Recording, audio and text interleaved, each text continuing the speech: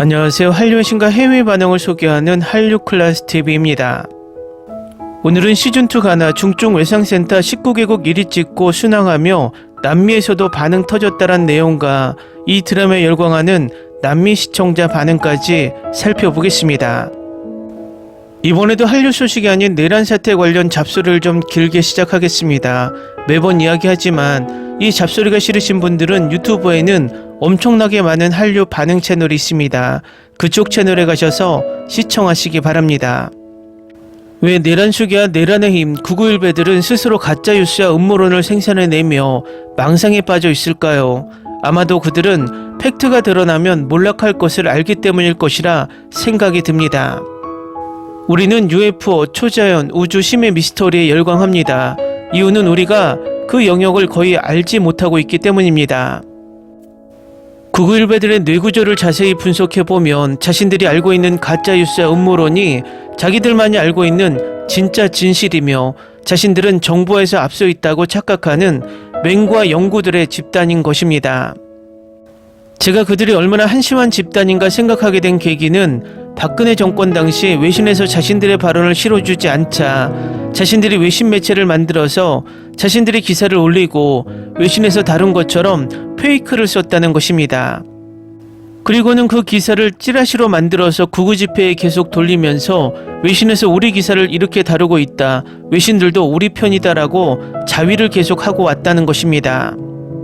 지금도 끝없이 자신들도 잘 알지 못하면서 중국 부정선거 개입설, 북한 해커들의 선관위 서버 해킹, 트럼프 내란 수계 구원설 등 정말 일반인들이 생각하면 상식적이지도 않는 가짜뉴스를 생산해내도 그들은 그 사실을 맹신합니다.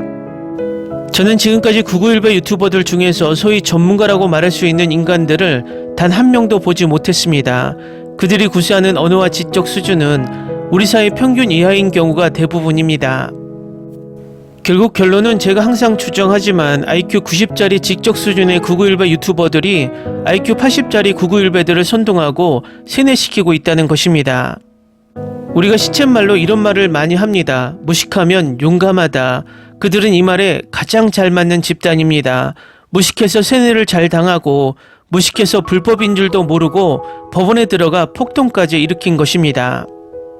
그런데 이 무식해서 무식한 자들을 이용하는 가장 사악한 세력이 바로 내란 수기와 내란의 힘 같은 정치 집단이고 전판스 같은 사이비 종교 교주들입니다. 그들은 자신의 사리사욕을 채우기 위해서 이 무식한 집단을 전면에 내세우고 우리 사회가 과거로 후퇴해도 법치가 무너져도 아무 거리낌 없이 행동한다는 것입니다. 지금 중국 혐오가 도를 넘는 것은 일본 구구의 영향도 다분히 있습니다. 일제강점기에 일본 제국주의자들이 우리나라 국민들을 세뇌시킨 것이 바로 인종을 계급으로 나누며 우리 국민을 파시스트로 만드는 것입니다. 그래서 일본인은 1등 국민, 한국인은 2등 국민, 중국인을 3등 국민으로 분류해서 우리나라 국민들이 일본을 넘보지 못하게 하고 적을 중국인으로 만들어서 우리 국민들에게 일본인 대신 중국인과 싸우도록 만들었다는 것입니다. 내란 수기가 집권하고 갑자기 일본에 바짝 엎드려 일본의 가랑이에 스스로 걸어 들어가며 중국을 적대시하는 이상한 외교를 보면 딱 이 일본이 과거 일제강점기에 썼던 세뇌에 당한 일본 앞잡이와 똑같습니다. 그리고 갑자기 유튜브에서 최근 몇 년 사이에 중국인 혐오 영상이 수없이 생산되고 지금도 중국인 혐오 영상이 넘쳐나고 조회수도 폭발적입니다.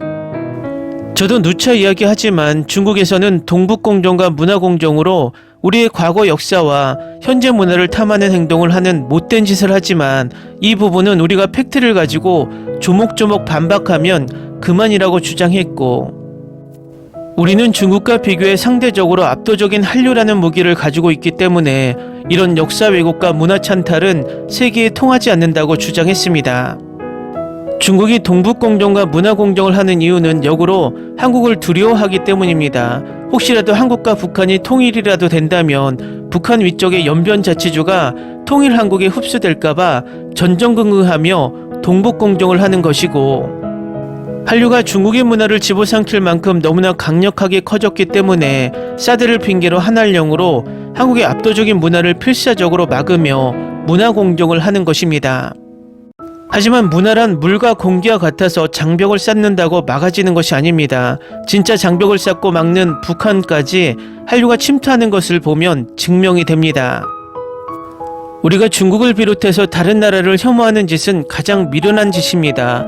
우리 문화가 다른 아시아 국가에 이미 침투해서 정신과 생활 문화를 지배하고 있는데 왜 쓸데없이 그들과 반목을 해서 이 문화를 스스로 깨트립니까? 일본이 과거 몇십 년간 막대한 자본을 가지고 아시아 국가에 자신의 문화와 경제를 심어놓고 가마우지 경제로 빨대를 꽂고 쪽쪽 빨아먹고 있었는데 한국 또한 그 일본의 가마우지 경제 구조에 벗어난 지 몇 년 안 되었고 그 계기는 일본이 한국에 대한 화이트리스트 배제에서 끝물이었고 우리는 그 상황을 멋지게 극복했습니다. 결국 그 상황이 한국이 일본의 경제 지배에서 독립을 선언한 것과 같았습니다. 어쨌든 이 일본이 몇십 년 동안 아시아 대부분의 국가를 경제식 민주로 지배해 왔는데 우리는 한류라는 소프트 파워로 이 일본의 하드 파워를 아시아에서 밀어내고 있다는 것입니다. 이 엄청난 문화적 무기를 가지고도 우리는 991배 논리에 일부 유튜버들이 잠식되어 우리에게 아무 이득이 되지 않는 아시아 국가들에 대한 혐오 정서를 계속 퍼뜨리고 있다는 것입니다. 이것은 991배 유라이트 파시스트 수법에 당하는 것이고 그 이면에는 일본의 계략에도 당하고 있다는 것입니다. 그 대표적인 예가 바로 내란수기가 집권하면서 중국을 적대시하며 중국에서 빠진 우리 경제 라인을 모두 일본이 차고 들어갔고 우리나라로 들어오는 중국 관광객이 모두 일본으로 가고 있다는 것입니다.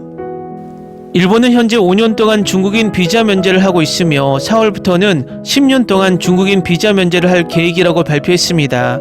아무리 중국인 관광객이 진상이라고 하지만 일본이 이런 정책을 쓰는 이유는 이득이 더 크기 때문입니다. 어쩌면 내란수기가 대통령이 되는 과정에서 대선 자금에 일본 자금이 섞여 있는지 후에 자세히 조사해 봐야 하고 아니면 자발적인 친일 세력이 자발적으로 일본의 프레임에 넘어갔는지도 철저히 조사해 봐야 합니다. 위에서 말했지만 중국인 모두가 나쁜 게 아니라 우리는 중국인 독재자를 미워해야 하고 일본인 모두가 나쁜 게 아니라 일본 독재를 이끄는 그 세력이 미운 것입니다. 어떤 국가에 대한 잘못을 지적할 때는 인종을 대상으로 하는 게 아니라 그런 잘못을 저지르고 있는 세력을 지적하는 게 맞습니다. 결국 991배 유튜버들과 내란수계는 일본의 구구 세력과 한몸이고 그들의 파시스트 선동을 배운 것이고 그것으로 끝없이 991배들을 선동하고 폭력을 유발시키는 것입니다.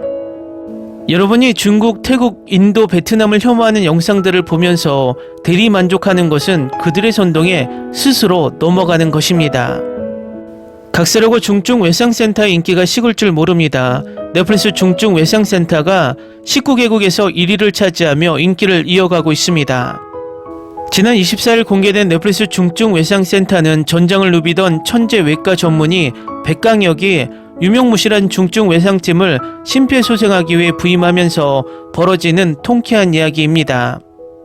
30일 기준 OTT 콘텐츠 순위집계 사이트 플리스페토럴에 따르면 중증 외상센터는 넷플릭스 TV쇼 부문 전세계 톱10에서 2위를 기록했고 특히 한국을 비롯해 싱가포르, 태국, 대만, 홍콩, 인도네시아, 말레이시아, 페루, 베네수엘라, 엘살바도르, 에콰도르 등 19개국에서 1위를 차지해 놀라움을 안겼습니다. 더 눈에 띄는 것은 아시아와 남미의 대부분의 국가에서 1위에 올랐다는 것입니다. 중증 외상센터는 공개 직후부터 지금까지 대한민국의 탑10 시리즈 1위를 차지하고 있는 중인 것은 물론이고 글로벌 시장에서도 최상위권 성적을 내고 있습니다. 다음은 중증 외상센터에 열광하는 남미 스페인권 시청자 반응입니다. 불공평해요. 주말에 봤거든요. 시즌2를 요구합니다. 최고의 시리즈. 나는 이것을 좋아했다. 주인공의 역할이 다소 과장되었지만 아주 좋아요. 완전히 추천해요. 이야기가 최고예요. 웹툰에서 봤는데 이 이야기가 나에게 영감을 줬어요. 한국이 만드는 모든 시리즈처럼 천재적이고 훌륭해요. 정말 감사합니다. 좋은 드라마입니다. 이 드라마가 마음에 드셨나요? 코드블루를 꼭 보세요. 세 주연 모두의 강렬하고 뛰어난 연기가 돋보이는 훌륭한 스토리입니다. 과장되기는 했지만 빠른 페이스로 이 짧은 시리즈를 몰아보려고 자리에 앉을 것입니다. 정말 재밌었어요. 액션, 브로맨스 그리고 메인 스토리 라인을 앗아가는 불필요한 로맨스가 없다는 점이 좋았어요. 정말 좋았고 사람들이 왜 이걸 좋아하는지 알겠어요. 넷플릭스에서 전세계 2위 항상 훌륭한 쇼가 그에 걸맞는 대우를 받는 것을 보는 건 좋은 일입니다. 저는 여러 시즌을 좋아하지 않지만 이건 패스하겠습니다. 대단한 건 아니고 그저 모든 게 딱 맞는 것 같았습니다. 시즌2를 기대합니다. 방금 이 드라마의 처음 30분을 봤는데 정말 매혹적이에요. 시간이 너무 빨리 흘러서 30분이 아니라 30초인 것 같았어요. 코미디와 미스터리가 섞여서 완전히 몰입했고 남자 주인공의 연기가 정말 뛰어났어요. 말문이 막혔어요. 의대생인 저에게 이 드라마는 필요한 전부였습니다. 아무리 칭찬해도 이 드라마를 정당화할 수 없습니다. 또 다른 과장된 드라마, 내가 좋아하지 않는다고 말하는 게 아니야. 괜찮았지만 그 이상은 아니었어. 나는 분명히 다시 보지 않을 거야. 무한대학교에 대해 말해줄 사람이 있나요? 지방학교인가요? 왜 그를 얕보는 건가요?